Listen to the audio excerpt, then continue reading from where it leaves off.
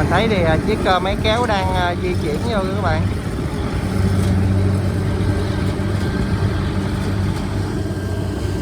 Cái đường quá trời nước các bạn ơi. Để xem một pha kéo lúa vô cái đường này rất là nhiều nước nha các bạn. Cái đường này nãy giờ chạy ra chạy vô rồi nó ngập mâm hết trơn kìa, nước lúa hết rồi. Này phải chịu rồi các bạn ơi, tại vô mùa mưa bão mà.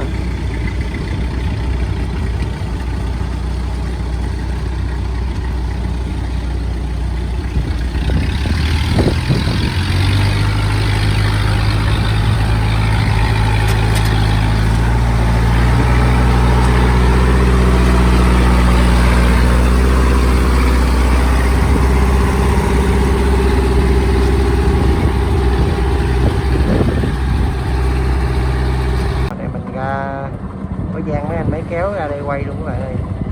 Thấy nước thấy mê không? Cái cạnh bên đây lúa nó xanh xanh, nó có lúng này các bạn.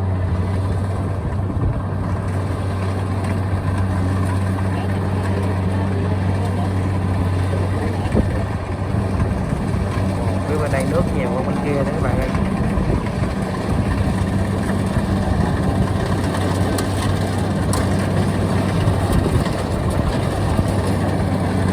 Quá trời nước tới mâm mà.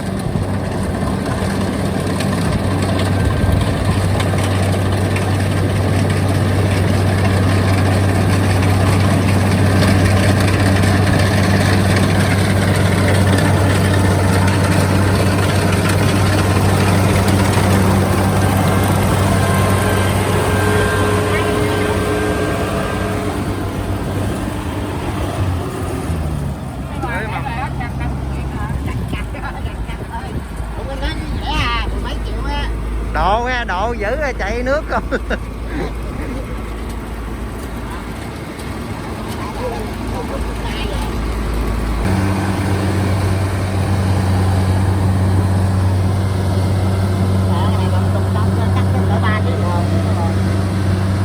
Quá trời.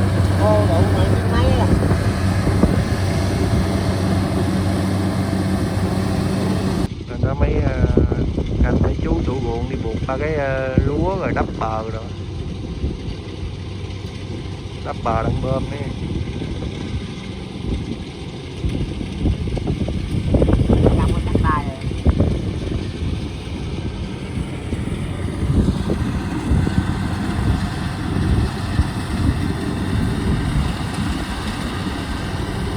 Cái này chạy bông cuốn inox mà lên hàm, lên bộ tem các bạn, độ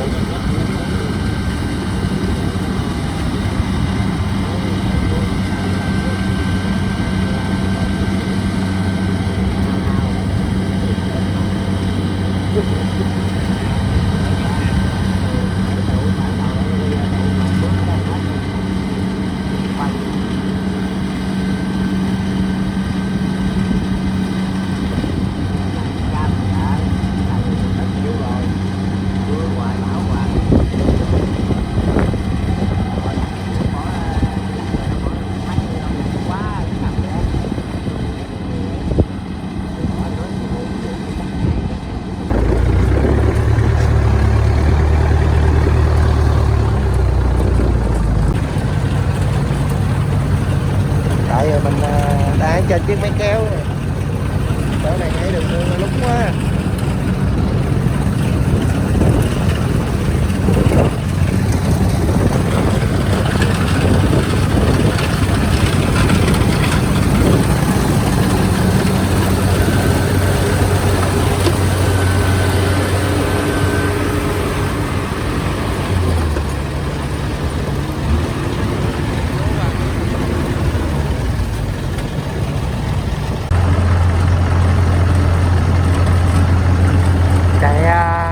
Gom dẹt dẹt qua bên các bạn.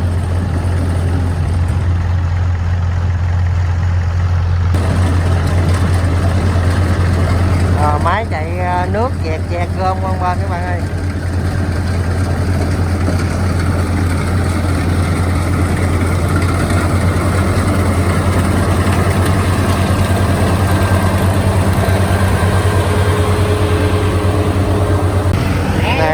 được mấy anh máy Kubota DC70 hỗ trợ quay clip này các bạn. Bên anh tài xế cũng hỗ trợ quay rất là nhiệt tình các bạn ơi. Mấy anh máy kéo nữa.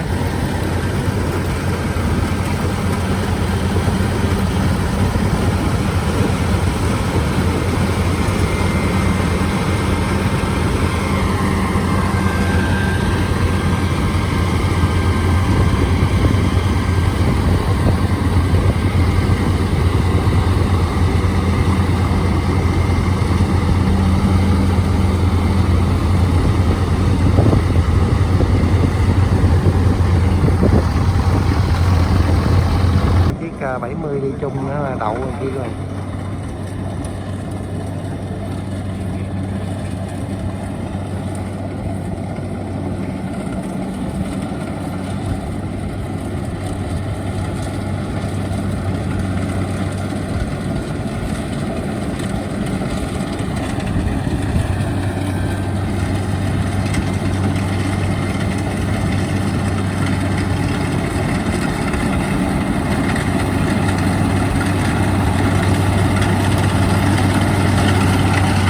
Đấy, bữa nay chạy sạch bánh luôn các bạn.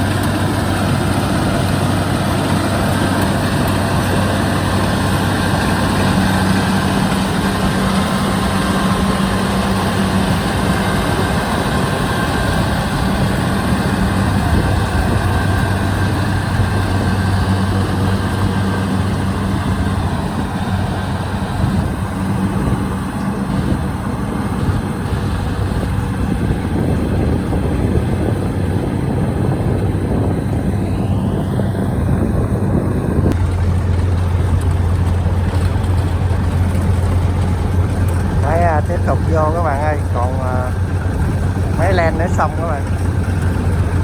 Nước thì ở ngoài cũng đang vẫn đang bơm ra.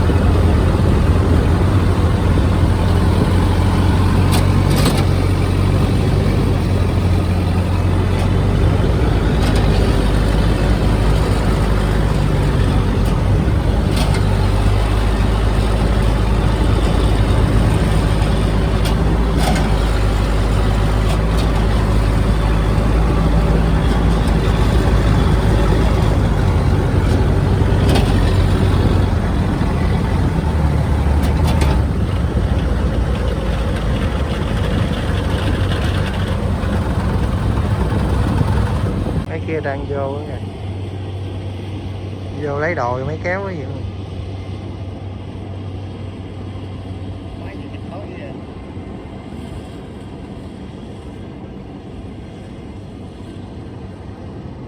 Chào vậy mà.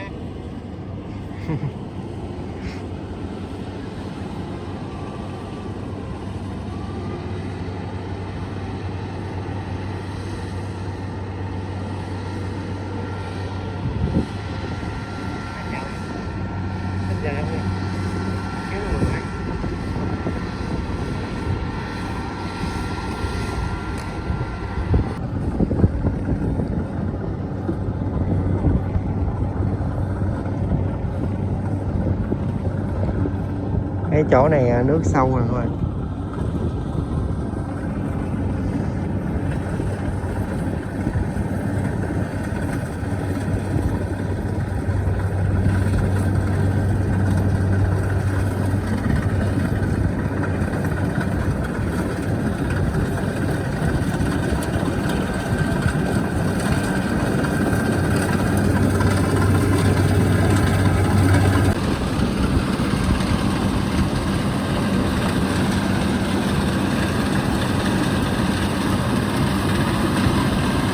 Có gian mấy kéo đứng ngoài giữa đồng nữa đâu, đồng lúc trơn không có chỗ đứng luôn rồi.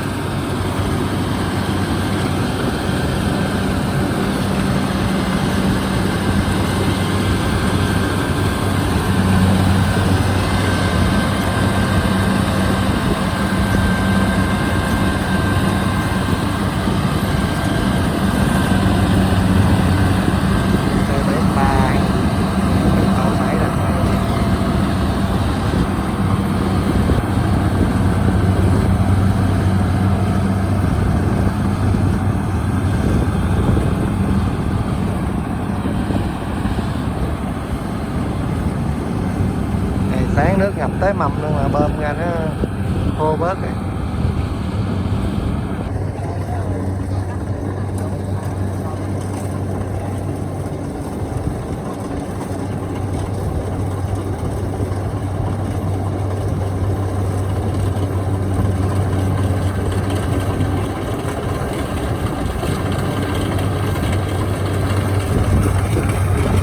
Nãy anh kia hứng lúa giờ đổi rồi anh.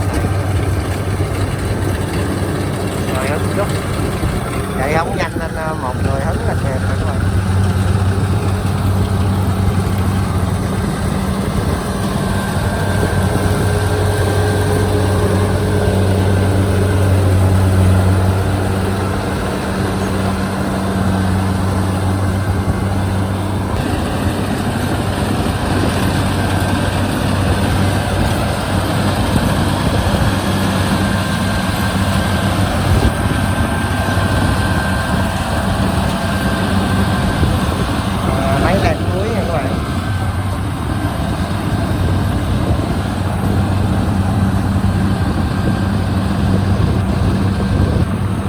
Ngán nó lượng quá chừng.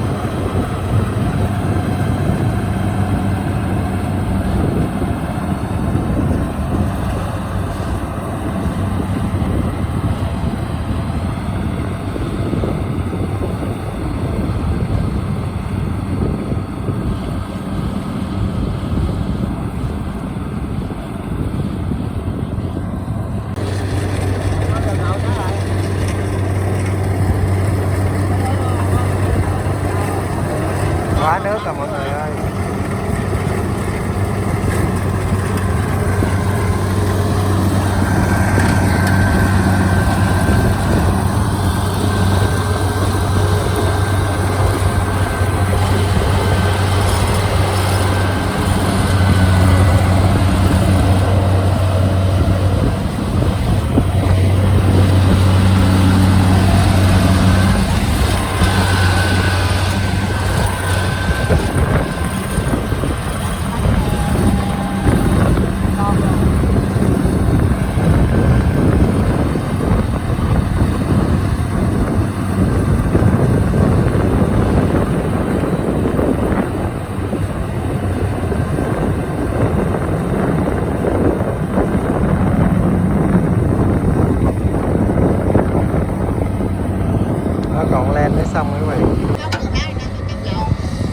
chạy tới hết chậu rồi.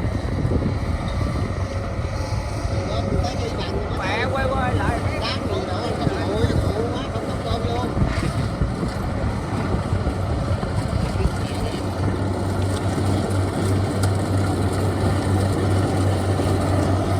Rồi máy này cắt xong miếng này các bạn ơi, đang di chuyển lại nè.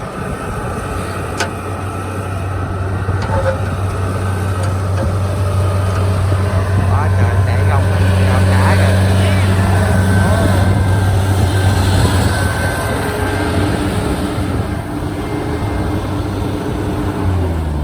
Chạy không nước dẹt dẹt.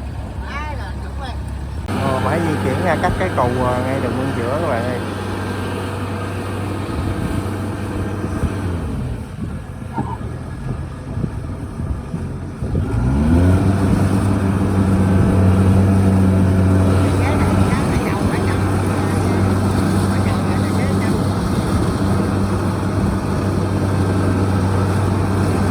Chỗ đường nguyên giữa đó nãy chạy cặp cặp đó thấy khá là lúng rồi.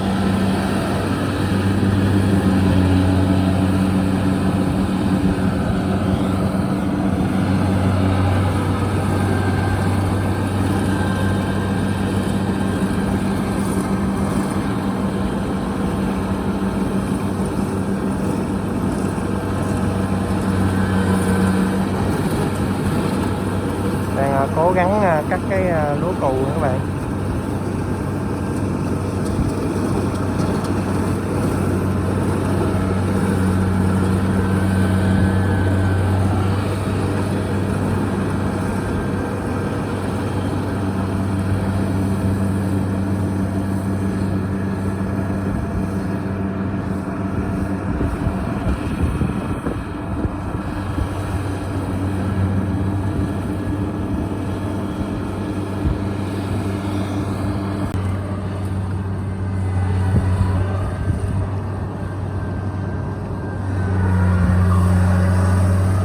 Cùng hết cũng xong cái cụ đó các bạn.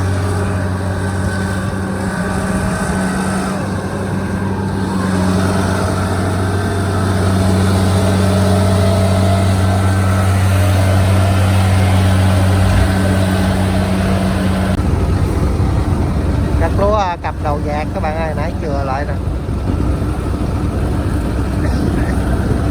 Nãy trong đây đầu dạt sợ thấy có cỏ xanh xanh sợ lúng đó các bạn.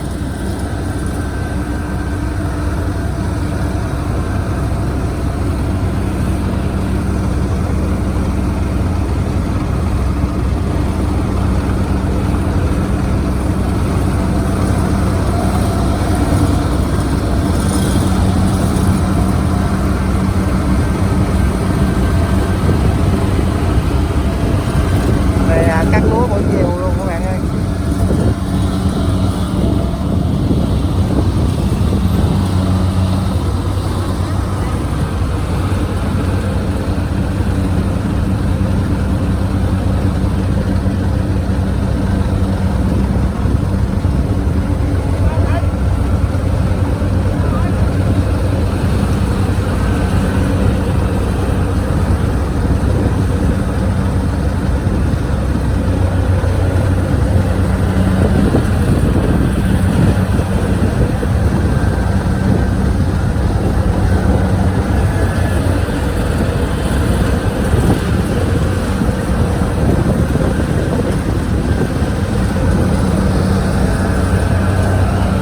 Phải thùng xịt nha các bạn ơi.